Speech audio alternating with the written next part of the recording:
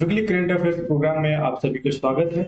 और आज हम डिस्कस करने वाले हैं 17 अप्रैल से लेकर 22 अप्रैल के बीच में जो इम्पोर्टेंट करंट अफेयर्स हैं उसके बारे में। तो आप अभी देख रहे हैं सीएसपी एकेडमी का यूट्यूब चैनल, जहां पर हम ये क्वेश्चंस डिस्कस करेंगे जो कि 20 क्वेश्चन की एक सीरीज है, जो कि काफी इंपॉर्टेंट है आपके एग्जाम पॉइंट ऑफ व्यू से। तो चलिए शुरू करते हैं। आज का पहला जो प्रश्न है, which city has top the list of world wealthiest cities in 2023। तो आपको बताना है कि 2023 के वर्ल्ड वेल्थिएस्ट सिटी में किस शहर ने शीर्ष स्थान प्राप्त किया है। आपके सामने चार ऑप्शन है: लंदन, सिंगापुर, दुबई और न्यूयॉर्क। तो इसका सही जवाब आप इससे पहले दें, मैं आपको बता दूं, इसका सही आंसर जो है वो है न्यूयॉर्क।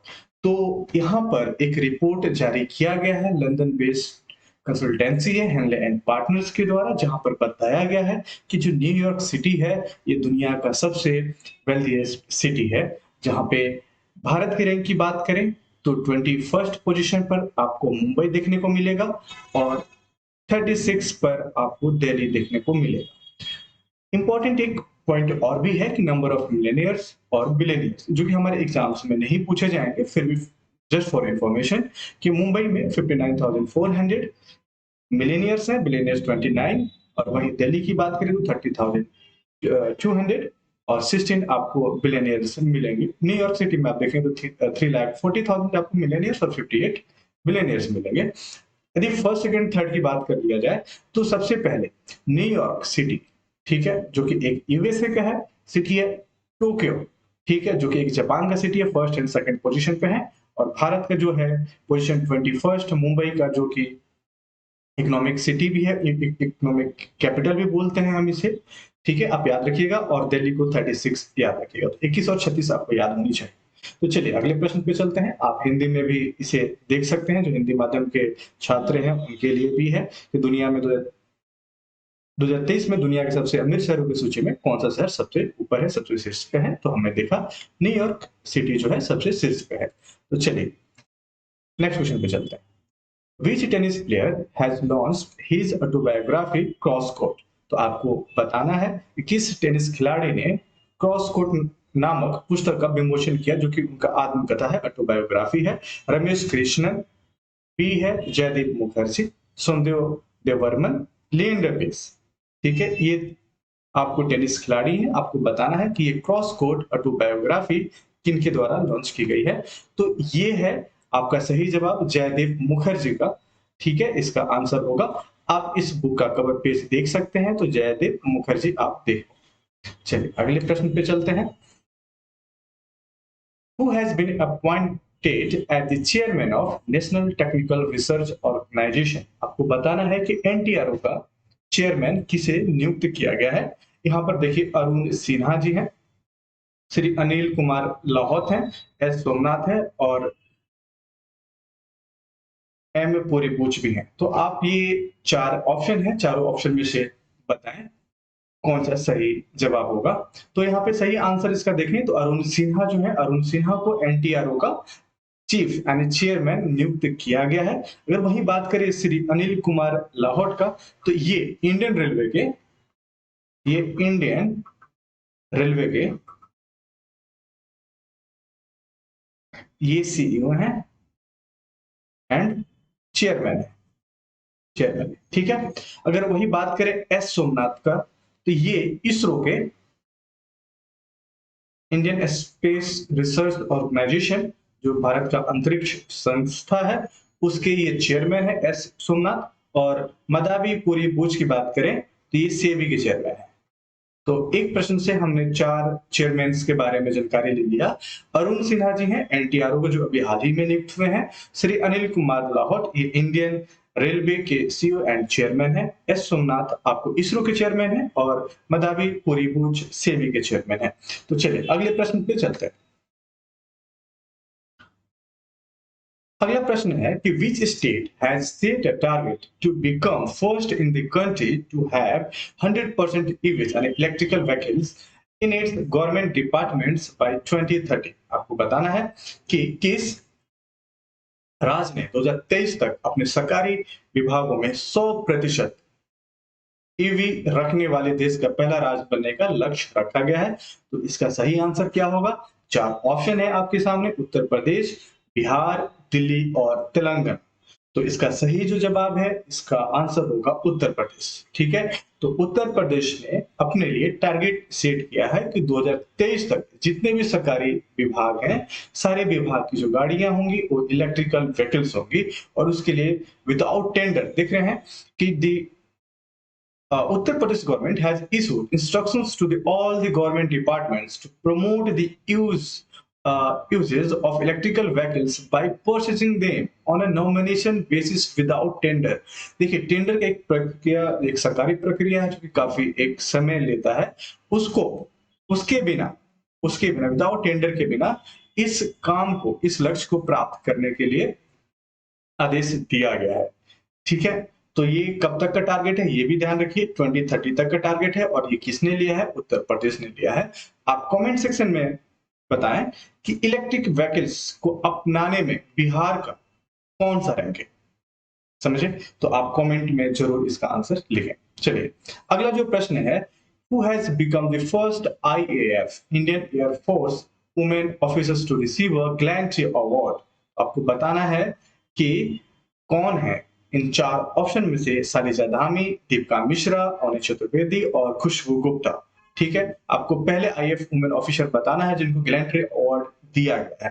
तो इसका सही जो जवाब होगा दीपिका मिश्रा जी को दिया गया है। ठीक है, ये क्या है? ये विंग्स कमांडर है, ये विंग कमांडर है। Deepika Mishra has made a history as the first female Air Force officer to receive a gallantry medal, right? She was awarded the Vayu Seva Medal for gallantry by the President of India on the Independence Day in the previous years. ठीक है, recently received the award from the Air Chief Marshal of the Indian Air Force।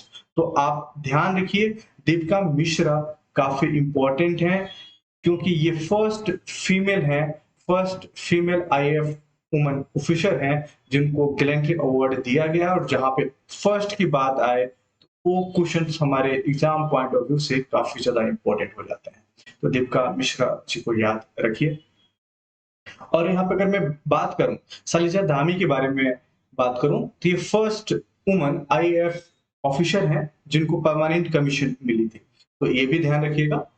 ठीक है, और बाकी 2 के बारे में, अवनी चतुर्वेदी के बारे में और खुशबू गुप्ता के बारे में आप कमेंट कर सकते हैं, क्योंकि अवनी चतुर्वेदी के बारे में आप जरूर जानते होंगे। ठीक है, सुखोई विमान उड़ाने वाली फर्स्ट IAF वुमेन ऑफिसर है। ठीक है, तो आप खुशबू गुप्ता के बारे में फिर कमेंट करें। ठीक है, चलिए अगले प्रश्न पे चलते हैं। What was the theme of earth day 2023? ठीक है, तो आपको बताना है कि पृथ्वी दिवस 2023 का थीम क्या था। पृथ्वी दिवस 2023 का थीम क्या था? ऑप्शन है scoring for the people and the planet, invest in our planet, health for all और ह्यूमैनिटी। तो इन 4 ऑप्शन में से सही आंसर होगा इन्वेस्ट इन आवर प्लैनेट। चलिए देख लेते हैं एक बार। Earth Day is observe on 22 April each year, यानी हम 22 अप्रैल को प्रतिवर्ष पृथ्वी दिवस मनाते हैं। और इसका पर्पस है to raise awareness of rapidly rising level of pollution. जो प्रदूषण बढ़ रहा है उसको लेकर एक अवेयरनेस, जागरूकता क्रिएट करने का है।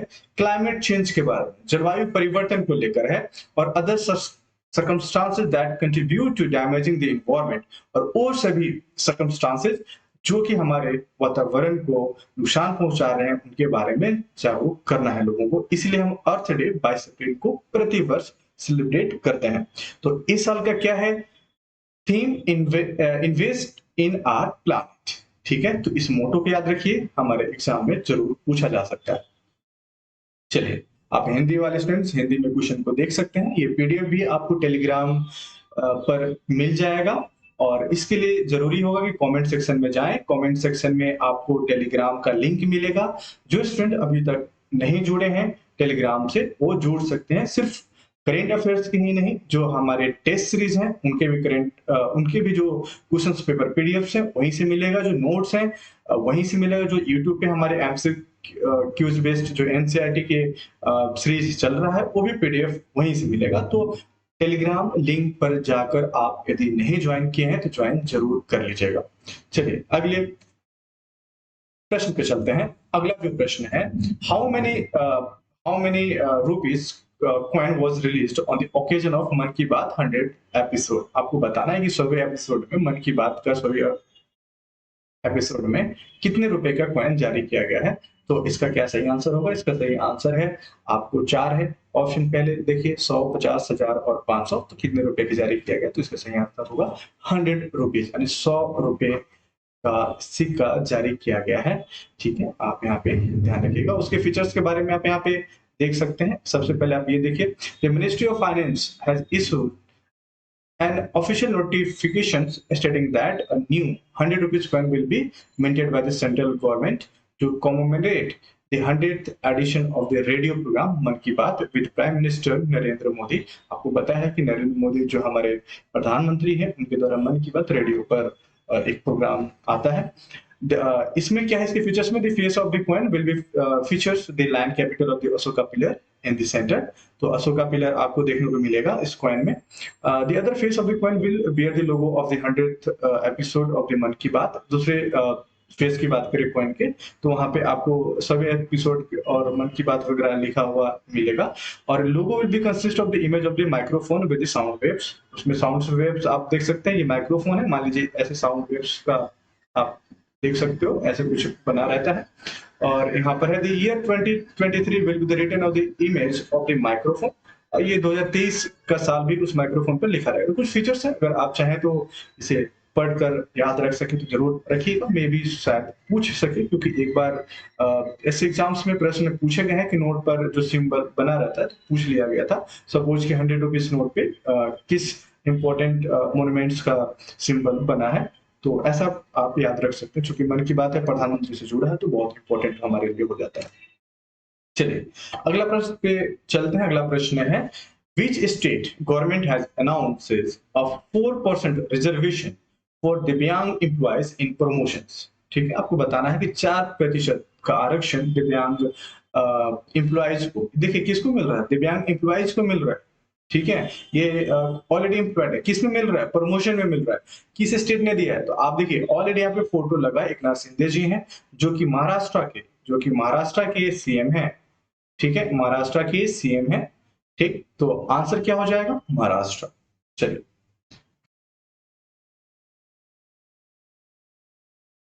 अगला जो क्वेश्चन है, प्रश्न है, वो है, which state has been recognized at the leading state in the implementing the Pradhanmantri Fasal बीमा योजना, यानी PMFBY स्कीम के तहत वो लीडिंग स्टेट कौन सा है, किसे दिया गया, रिकॉग्नाइज्ड किया गया है? 4 ऑप्शन है, बिहार, छत्तीसगढ़, कर्नाटका और महाराष्ट्र। तो सही आंसर क्या होगा? महाराष्ट्र। इसका सही आंसर क्या होगा? सॉरी, इसका सही आंसर होगा कर्नाटका। एक्चुअली ये जो ऑर्गेनाइज किया गया था छत्तीसगढ़ में, ये छत्तीसगढ़ में किया गया था, और जो रिकॉग्नाइज किया गया, जो प्राइज दिया गया है, वो कर्नाटका को दिया गया है। तो देखिए, during a national conference in Chhattisgarh, ठीक है, कहां पर? छत्तीसगढ़ में ऑर्गेनाइज किया गया, और Karnataka was the recognized as the leading state in the implementing the PMFBY scheme. अगर इस स्कीम के बारे में बात करें, तो ये लॉन्च हुआ था 2016 में, याद रखिएगा। ये प्रधानमंत्री फसल बीमा योजना है, 2016 में लॉन्च किया गया था। इसका मोटो क्या था? Coverage to farmers for the loss और damage to the crop due to natural calamities, pest और डिजीजेस। कहने का मतलब कि कोई आपदा आ जाता है, या फिर किसी डिजीज की वजह से, या किसी बैक्टीरिया से, पेस्टिसाइड से अगर किसी प्रकार की हानि होती है, तो उस फसल का बीमा कराया जाता है। ठीक है, तो आप इसको ध्यान रखिएगा। और इसमें जो कवर होता है, cover all foods and all seeds crops and commercial and horticulture crops. और किसके द्वारा इंप्लीमेंट किया जाता है? तो ministry of agriculture and farmers welfare. ठीक है, तो आप ये 3 चीजें आप बस यहाँ याद रखिए कि प्रधानमंत्री फसल बीमा योजना, जरूरी नहीं कि आपसे यही पूछ लिया जाए किस स्टेट को रिकॉग्नाइज किया गया है बेस्ट, तो आप तो याद रखें कर्नाटका, लेकिन ये भी याद रखें कि 2016 में शुरू किया गया था। ठीक है, किसके द्वारा, किस मिनिस्ट्री के द्वारा होता है? तो ministry of agriculture and farmers के द्वारा होता है। ठीक है, और इसमें कितने प्रकार के क्रॉप्स इसमें शामिल किए जाते हैं, तो सभी जो फूड्स एंड ऑयलसीड क्रॉप्स हैं और कमर्शियल और हॉर्टिकल्चर क्रॉप्स हैं, सभी को इसमें शामिल किया जाता है। चलते हैं अगले प्रश्न पे। अगला प्रश्न है, which institutions release the status of woman in agri food systems report. ठीक है, तो आपको बताना है कि नीति आयोग, एफएओ, आरबीआई और वर्ल्ड बैंक किसके द्वारा ये रिपोर्ट जारी किया गया है, status of woman in agri food systems.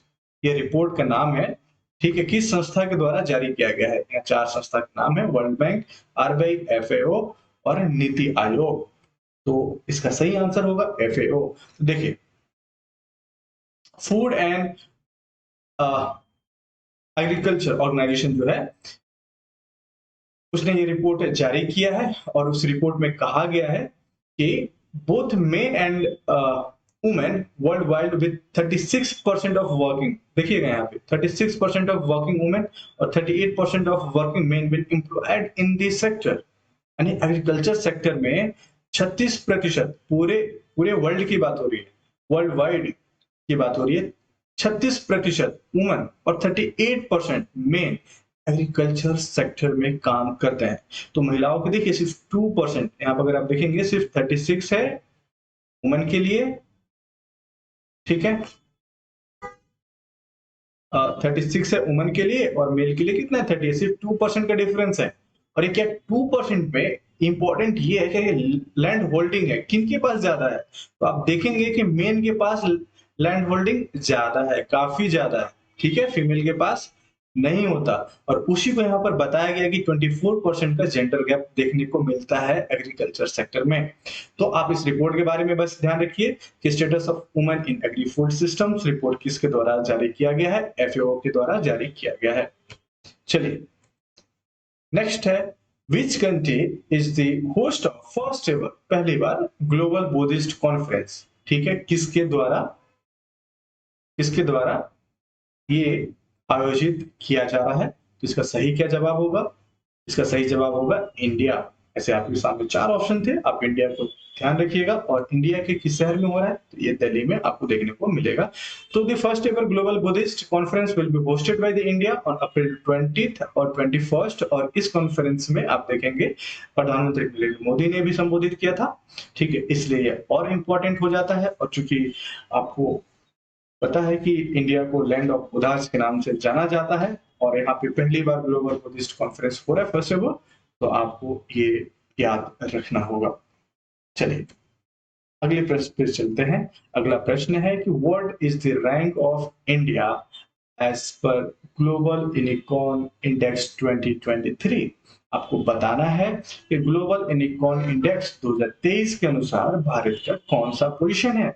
और यहाँ पर चार्ट लगा हुआ है तो आप देख पा रहे होंगे कि सही जवाब क्या होगा, थर्ड। तो भारत का जो पोजीशन है थर्ड है। सबसे पहला है यूएसए, ठीक है, नंबर ऑफ यूनिकॉर्न्स कंपनी के मामले में यहाँ पर यूएसए टॉप पर है, फिर चाइना आता है और फिर आता है इंडिया। ठीक है, अगर इंडिया के पॉइंट ऑफ व्यू से बात की जाए तो आप देखेंगे कि इंडिया में जो टॉप यूनिकॉर्न जो कंपनी है वो है बायजूस, ठीक है, उसके बाद स्विगी, उसके बाद आपको food delivery and quick commerce startup Swiggy आएगा और फैंटेसी स्पोर्ट्स प्लेटफॉर्म ड्रीम 11, ठीक है, ये सेकंड एंड थर्ड पे आते हैं। तो क्या क्या है आपको नाम नहीं याद रखना है, आप बस इतना याद रखिए कि यूनिकॉर्न इंडेक्स 2023 में भारत का रैंक थर्ड है। ऐसे आप याद रख सकते हैं, बैजू बहुत बड़ा एक एडिटेक कंपनी है। चलिए अगले प्रश्न पे चलते हैं। साथ ही online platform and mobile app has launched by which union minister. आपको बताना है कि साथ ही जो कि एक ऑनलाइन प्लेटफॉर्म है, मोबाइल ऐप है, किस यूनियन मिनिस्टर के द्वारा लॉन्च किया गया है। फोटो में आप देख पा रहे हैं यहाँ पे नरेंद्र सिंह तोमर जी हैं, ठीक है, नरेंद्र सिंह तोमर जो कि कृषि और किसान कल्याण मंत्री हैं, इनके द्वारा ये साथी ऐप लॉन्च किया गया है। चलिए नेक्स्ट चलते हैं। अगला प्रश्न है, recently who has honoured with the Lata Dinanath Mangeshkar award. आपको बताना है लता दीनानाथ मंगेशकर अवार्ड किनको दिया गया है? यहाँ पर 4 ऑप्शन है, अलका याग्निक, आशा भोसले, श्रेया घोषाल और अमित शाह। चलिए देखते हैं इसका सही क्या आंसर होगा। आशा भोसले। ठीक है, आशा भोसले जी को आप यहाँ पे देख पा रहे हैं। इनको हाल ही में लता दीनानाथ मंगेशकर अवार्ड दिया गया है।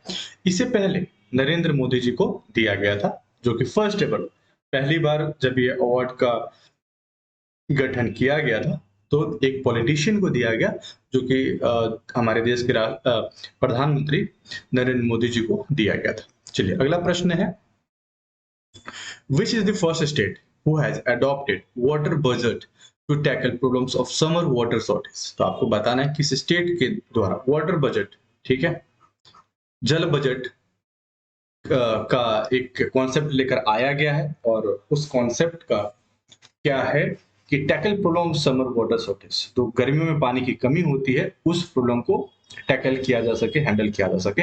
ऑप्शन है आपके सामने केरला, महाराष्ट्र, राजस्थान और छत्तीसगढ़।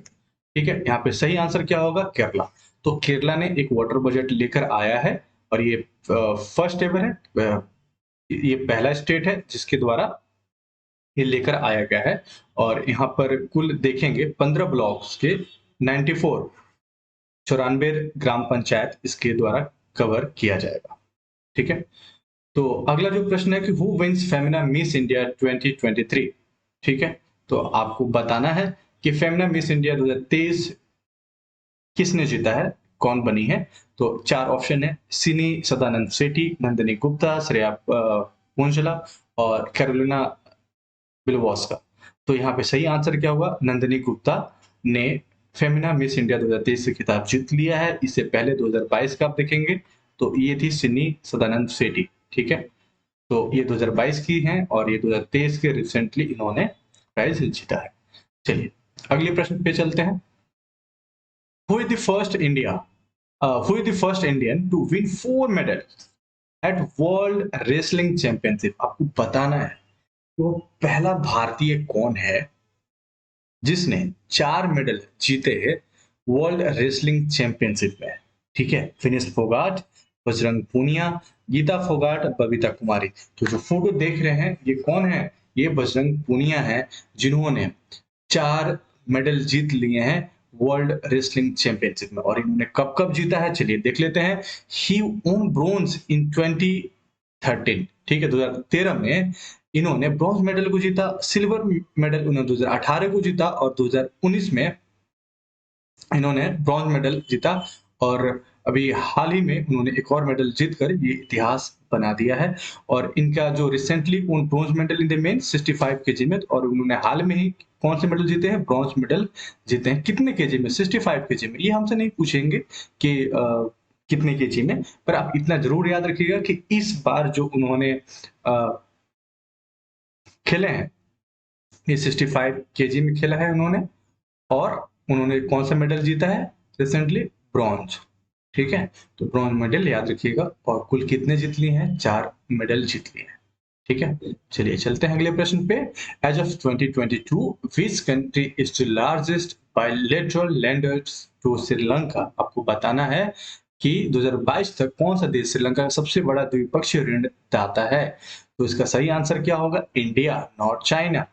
ठीक है, इसका सही आंसर क्या होगा? इंडिया। देखिए, India has become the largest bilateral lender to Sri Lanka by disbursing a total 968 million US dollar. समझ में आया?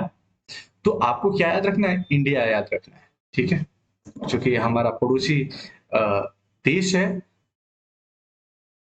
श्रीलंका, तो हमारा फर्ज भी बनता है कि हमारे अगर पड़ोस में शांति जितनी रहेगी उतना ही हम भी तरक्की करेंगे और फिर हमारे बॉर्डर्स भी सुरक्षित रहेंगे। ठीक है, चलिए अगला जो प्रश्न है, which state has announced to set up a NITI Aayog like state level institutions? ठीक है, तो नीति आयोग के जैसा इंस्टीट्यूशन का गठन करने का किसने कदम उठाया है या सोचा है? ठीक है, या फिर घोषणा करी है? तो ऑप्शन है महाराष्ट्र, केरला, तेलंगाना और वेस्ट बंगाल। ठीक है। नीति आयोग क्या है? एक थिंक टैंक है, एक थिंक टैंक है, ठीक है, जिसका क्या काम होता है? पॉलिसीज, पॉलिसीज क्या करना? एनालिसिस करना और क्या है? इंपॉर्टेंट इनपुट्स देना मिनिस्ट्रीज को, ठीक है। उसी प्रकार का एक उसी प्रकार का एक इंस्टीट्यूशन किस राज्य ने अपने राज्य के लिए अनाउंस किया है? तो सही आंसर क्या होगा यहाँ पे? महाराष्ट्र, ठीक है। आप कमेंट सेक्शन में बताइए कि नीति आयोग का गठन कब किया गया था? नीति आयोग का गठन कब किया गया था? ठीक है, ये बहुत इंपॉर्टेंट है, कई बार एग्जाम्स में प्रश्न पूछा जाता है और आप इस प्रश्न का आंसर कमेंट बॉक्स में लिखिए। चलिए अगला जो प्रश्न है और आज का हमारा अंतिम प्रश्न है, which city is the host of G20 space economy leaders meeting in India?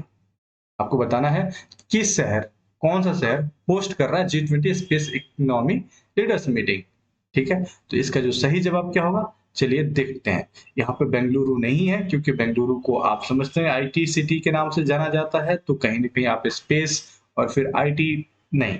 इसका सही आंसर क्या होगा? शिलोंग, शिलोंग यानी मेघालय।